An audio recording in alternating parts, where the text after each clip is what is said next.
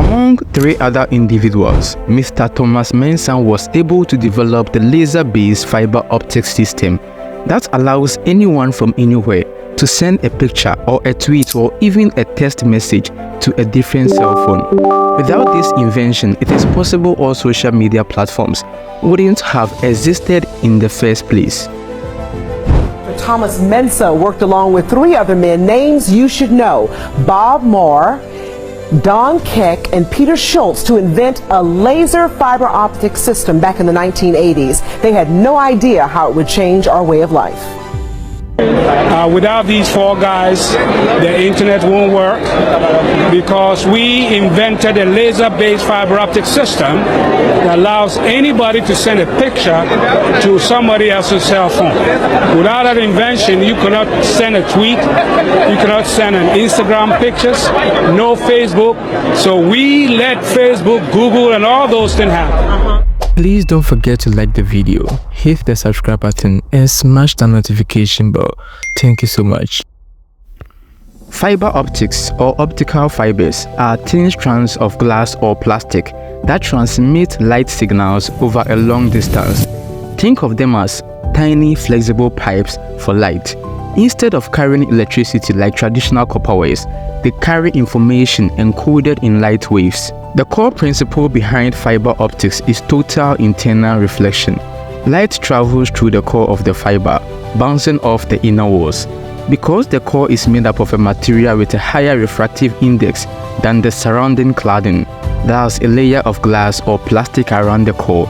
The light that strikes the boundary at a shallow angle is reflected back into the core, preventing it from escaping. In this way, the light can travel a long distance without being distorted, at a speed which is roughly 2/3 the speed of light in a vacuum. The light that travels through the optical fiber cable carries data. A particular reason why optical fiber cables are used to connect cities, countries, and even continents, enabling global communication and data transfer. These are the cables that are laid under sea.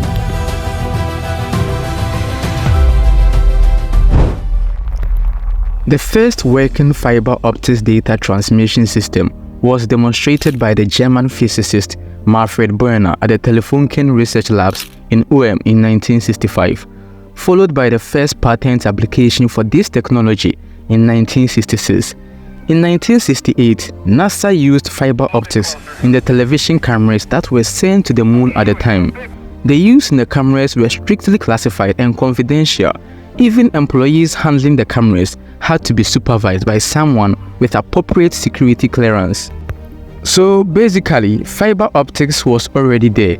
But for 15 years, scientists in the lab were trying their possible best to produce it in mass quantity and commercialize it for everyone to use. But then there was a significant problem.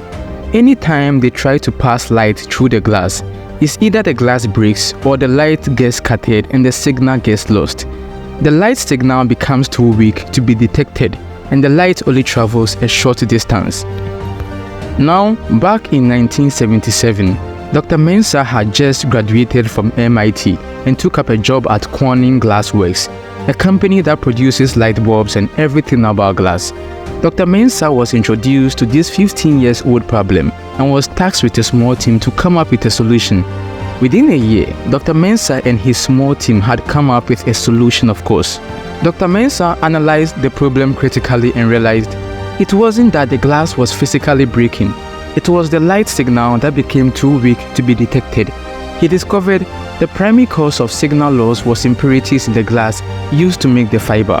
These impurities absorbed and scattered the light, causing it to be weakened rapidly. Now, he came up with a crucial breakthrough with his development of low-loss fiber. It was a method used to produce extremely pure glass. He achieved this by carefully controlling the manufacturing process to minimize impurities and imperfections. And since there was little or even no impurities in the glass, the light now could travel at a long distance without getting distorted or scattered this time around. A breakthrough that enabled you and I to send and receive text messages, pictures, tweets, and even files instantly and receive it at the very second we send them.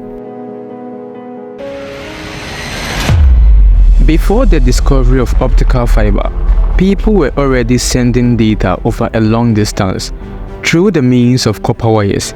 These copper cables are made up of strings of copper wires which transmit data just like that of the optical fiber, but transmit data by transmitting electrical signals through the copper wires or electromagnetic waves from one place to the other. The first electrical telegraph was invented in the 1830s by Samuel Morse, a professor at the New York University. The telegraph works by sending electrical signals along a copper wire, where the sender uses a key to interrupt the electrical current in patterns representing Morse code, which then received at the other end by an electromagnetic that produces audible clicks or visible marks on a paper stripe, depending on the length of the electrical pulses, allowing for the decoding of the message as dots and dashes.